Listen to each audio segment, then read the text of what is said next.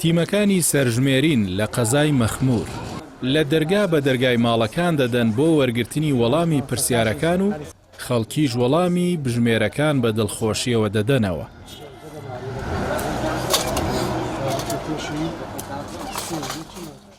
زۆر پێرخۆش عاڵم کە ئێستا کە ئەو خەڵکی دەبینیم بە گروتینێکی زۆر بە ئامادەباشی کە دێنەوە لەو مەسلەی ناسنامەی کوردستان.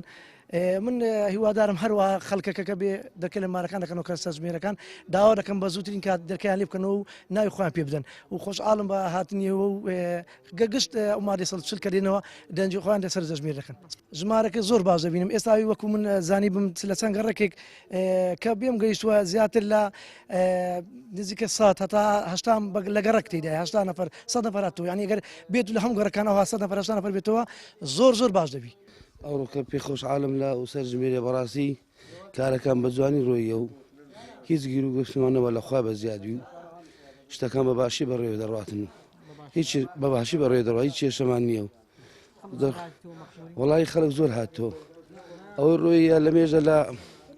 خەزم لە مەخموور ڕۆیە بارێکی لە هەولێری ئەویش گەڕایتەوە لۆ قەراجی گەندەکانش خەرکەشی گەرە زۆر گەڕایتەوە لە بە ئەو سەرژمێرەی پێشتەشی زۆر میمە بەڕاستی دەرێبا لە قسمانە بەرێوەڵە دڵم خۆشە بەڕاستی ئەوەڵە زۆر خۆشیانی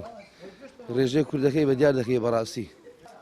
یەکێک لە بژمێرەکان بۆ پەیام دەدوێت و دەڵێت خەڵکی مەخموور زۆر هاوکاریانن و بە ڕووخۆشی و بەڕاست و دروستی وەڵامی پرسیارەکانیان دەدەنەوە. وەڵا ئەمە پێمان خۆش بوو لە بیدایەتیشکەوە ئاگادار کرانەوە پێشی برین 16 مانگ من ئەو عایلانە کە دەیانەوە بێن بابل لێرکان ناوی خۆیان تۆمار بکەن بەڵام هەندێک کێشەمان هەبوو لە چەند ڕۆژی ڕابردوو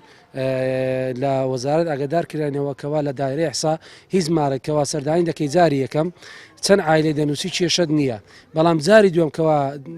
عایلەکە تۆمار کرد ناتوانین بچیەوە سەری عایلێکی ئیزافی سەر ئەو عایلێ بکەیەوە یعنی لەگەر لەو ماڵەی عایلێکی دیکە زیاد بکەیت ئەجا زۆری کێشەکەمان لەوەی هاودا هەبوو. ئەگەرچی لە سەرتاسەری عێراق پرۆسەی سەرژمێری بەڕێوە دەچێت بەڵام بۆ ناوچە کوردستانیەکانی دەرەوەی ئیدارەی هەرێم پرۆسەکە گرنگ و چارەنووسسازە و خەڵکی مەخموور بۆ پاراستنی ناسنامەی کوردایەتی گەڕاونەتەوە زێدی باو باپیرانیان.